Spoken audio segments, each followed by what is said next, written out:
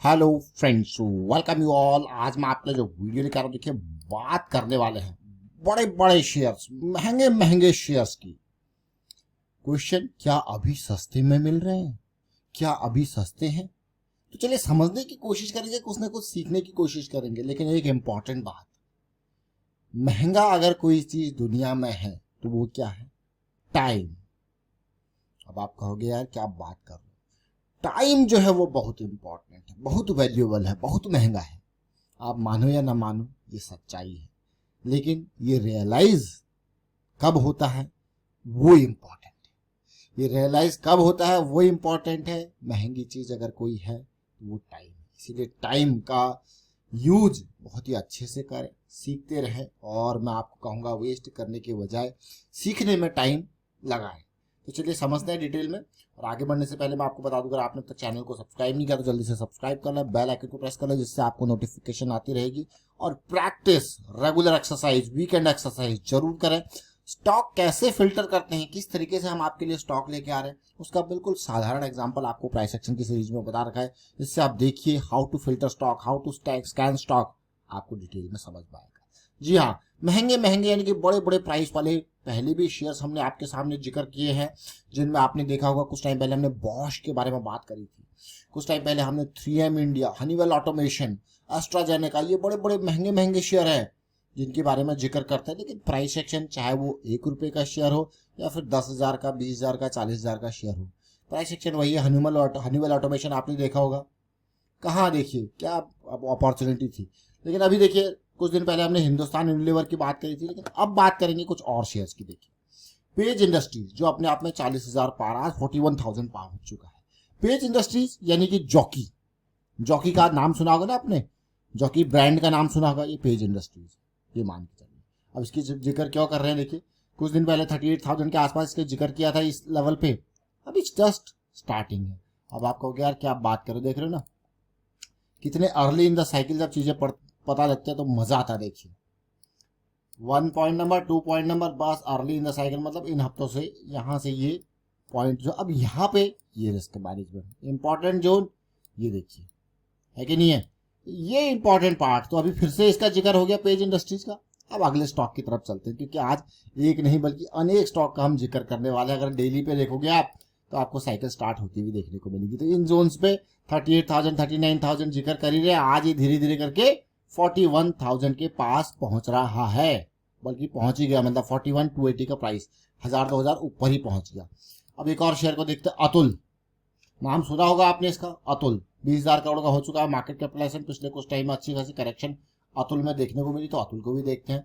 सबसे पहले हम रखेंगे वीकली चार्ट। देखिए गिरता गिरता, कहते हैं ना वो गिरता गिरता बिल्कुल जमीन से आया। यहाँ मिला रिजेक्शन अतुल को 3 जून वाले इलेक्शन वाले दिन। तो देखिए लोअर हाई, लोअर लो, लोअर लो, सीरीज चलती रही।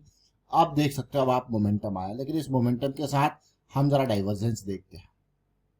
आपको देखने को मिल रहा है ना डाइवर्जेंस, देखिए ये आप क्लियरली देख सकते हो। अब आप इस डाइवर्जेंस को देख सकते हो, देखिए ना, तो डाइवर्जेंस लोअर लो, पॉजिटिविटी। तो यहां से अगर एंट्री बनती है तो ये आपका स्टॉप लॉस है कि नहीं है।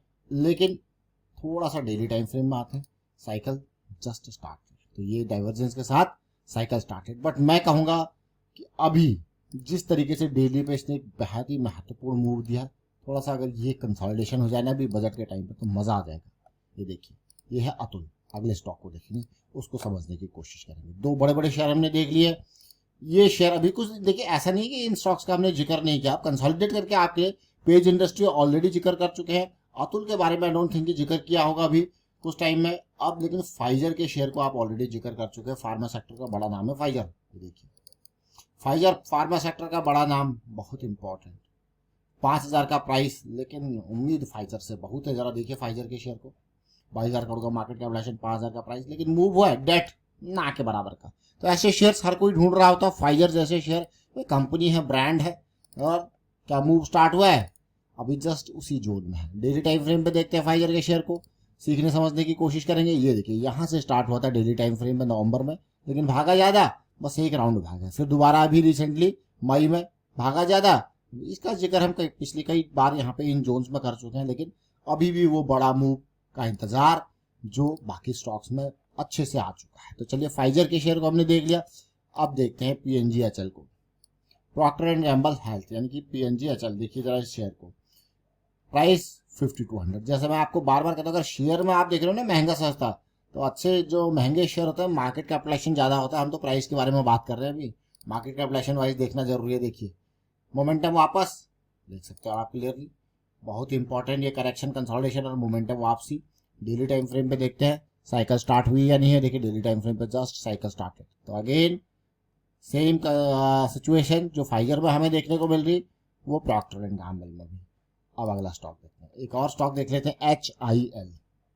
बहुत सारे स्टॉक्स का जिक्र यहाँ पे कर रहे हैं हम, HIL के शेयर को भी समझते। देखिए HIL, जरा इस शेयर को देखिए, और यहाँ पे बहुत ही छोटा स्टॉक है लेकिन प्राइस 3000 के आसपास है। तो अभी हम बड़े प्राइस को देख रहे हैं, मार्केट कैपिटलाइजेशन वाइज नहीं, मार्केट कैपिटलाइजेशन वाइज। तो अगर आप फाइजर को भी देखोगे, देखिए वाह, एक लो दूसरा लो, एक पॉजिटिविटी की उम्मीद इससे भी लगेगी। देखिए मोमेंटम वापस अभी रिसेंट लैग में, रिसेंट लैग जो रिसेंट करेक्शन आई है वो लैग में। हमेशा ध्यान देना, जो अभी ये जो करेक्शन आती है ना, जब यहाँ पे एंट्री लेते हैं हम हमेशा, तो हमारा स्टॉप लॉस इस स्विंग लो के नीचे जाएगा यहाँ पे, ये नहीं कि इससे भी नीचे। तो ये थोड़ा ऑप्टिमाइज हो जाती है चीज़ें फिर।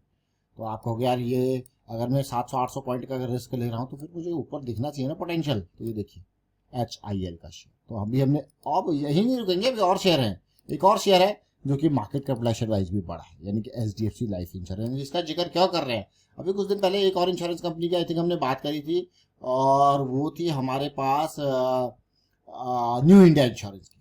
तो आप देखिए वो गवर्नमेंट कंपनी थी।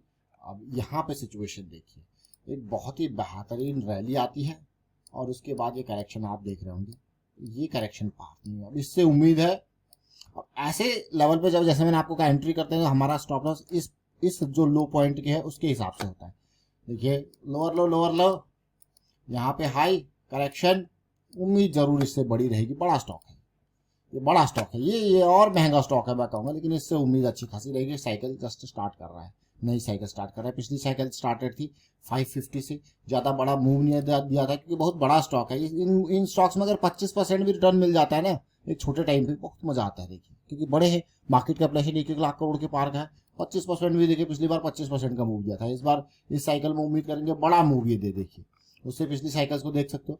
तो उम्मीद जरूर होती है पॉजिटिविटी की। तो हमने एक नहीं बल्कि अनेक स्टॉक्स को यहाँ पे देखने समझने की कोशिश करी, जिसमें पेज इंडस्ट्री, जिसमें अतुल, जिसमें फाइजर, जिसमें प्रॉक्टर एंड गैम्बल हेल्थ। इसको देखना, प्रॉक्टर एंड गैम्बल हेल्थ है, उसके बाद HIL, और हमने HDFC लाइफ इंश्योरेंस। तो कितने स्टॉक्स का जिक्र किया, 1 2 3 4 5 6 स्टॉक्स का जिक्र यहाँ पे हमने कर लिया।